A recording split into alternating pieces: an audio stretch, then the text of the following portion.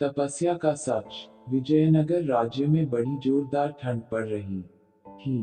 राजा कृष्णदेव राय के दरबार में इस ठंड की बहुत चर्चा हुई। पुरोहित ने महाराज को सुझाया, महाराज, यदि इन दिनों यज्ञ किया जाए तो उसका फल उत्तम होगा। दूर दूर तक उठता यज्ञ का धुआं सारे वातावरण को स्वच्छ और पवित्र कर देगा।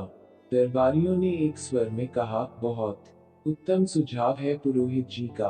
महाराज को यह सुझाव अवश्य पसंद आया होगा।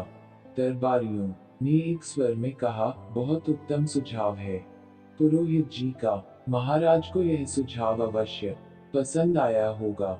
महाराज कृष्णदेव राय ने कहा, ठीक है, आप आवश्यकता के अनुसार हमारे कोष से धन प्राप्त कर सकते हैं। महाराज, यह महान यज्ञ 7 दिन तक चलेगा। कम से कम 1 लाख स्वर्ण मुद्राएं तो खर्च हो ही जाएंगी।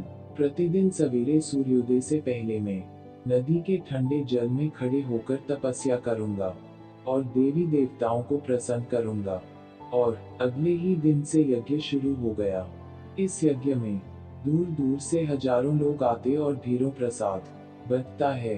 पुरोहित जी यज्ञ से पहले सुबह सवेरे कड़कड़ाती ठंड में नदी के ठंडे जल में खड़े होकर तपस्या करते, देवी देवताओं को प्रसन्न करते।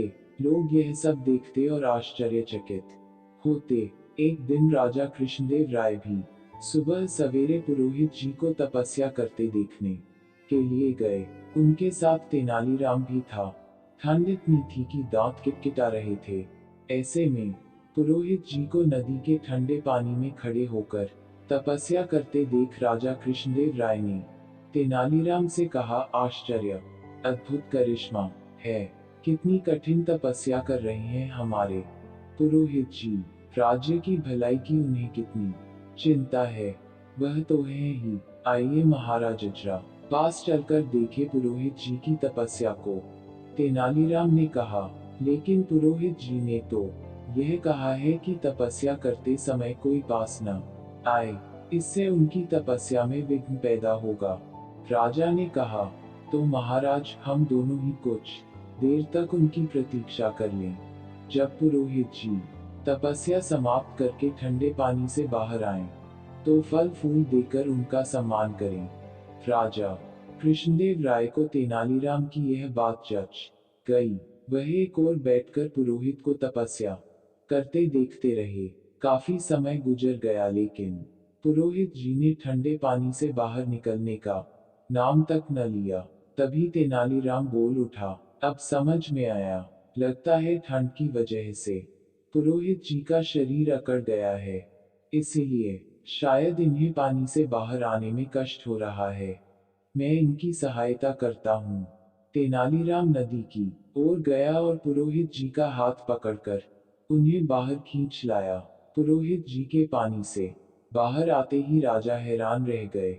उनकी समझ में कुछ नहीं आ रहा था।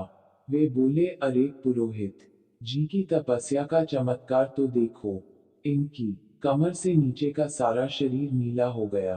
तेनालीराम हंसकर बोला, यह कोई चमत्कार नहीं है महाराज। यह देखिए, सर्दी से बचाव के लिए पुरोहित जी ने धोती के नीचे नीले रंग का जलरोधक पाजामा पहन रखा है।